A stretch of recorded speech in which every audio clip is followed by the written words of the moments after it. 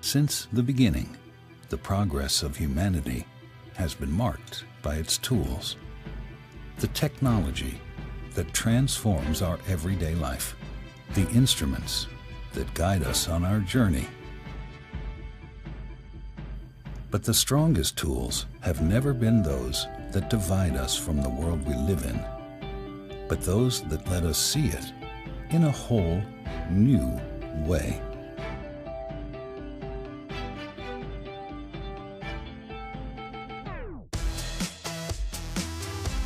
Incredible power at your fingertips to shape the world around you.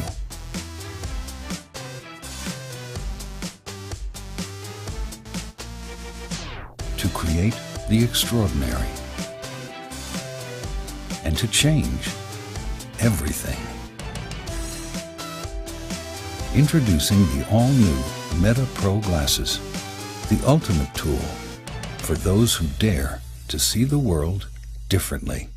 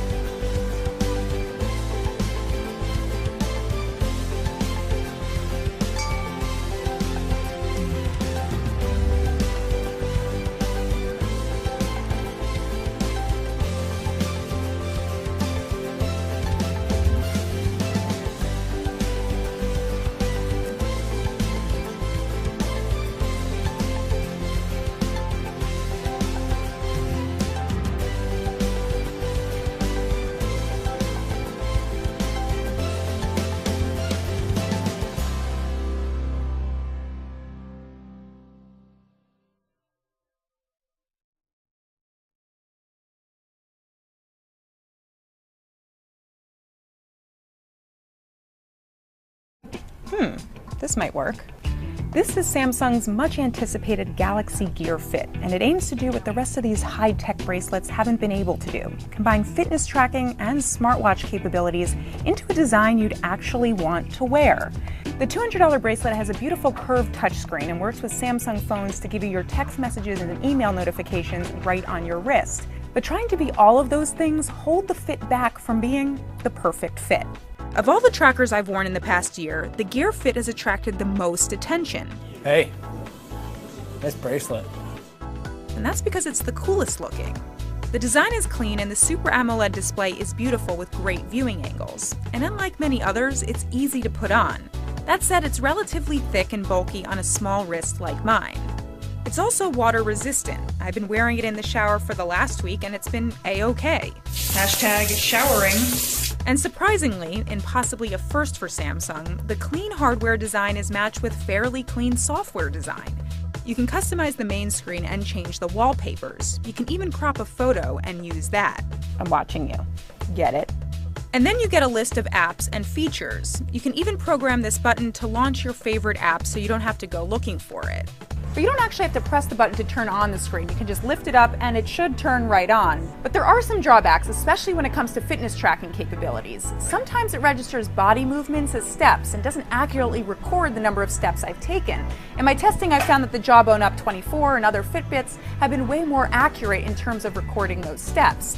And then there's the heart rate monitor, which is on the other side of the bracelet. It only works though if you keep your arm really straight. Not really convenient when you're working out. Then sometimes it takes so long to find my pulse that I wonder, am I alive? But my biggest issue with the Fit is the S Health app, which allows you to see your fitness data on your Samsung phone. The app design is very confusing and cluttered. It's just hard to figure out what you're looking at.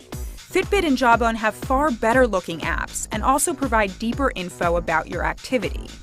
Battery life is another weakness for the Fit, lasting about 2 days with smartphone notifications turned on. Charging is a pain. You need to clip this little thing on, and that means not losing it. The smartwatch functionality is slightly better, but no one has quite mastered the notifications on a wrist thing yet. Text messages and phone call notifications are good, and you can even respond right from the device with a few preset messages. But there's very little control for alerts from third-party apps. If you get the notification on your phone, you get it on your wrist. Still, it's very helpful to just glance down at a screen instead of having to take your phone out, and Samsung has done a nice job with how the phone app works with the Fit. The Fit does combine the best of the fitness tracking and smartwatch world, but it doesn't do either of those things particularly well. Right now, you can buy a number of fitness trackers like the Jawbone Up 24 for $50 to $100 less than the Fit, and they have an edge on fitness tracking. Then there are a host of other promising new smartwatches on the way.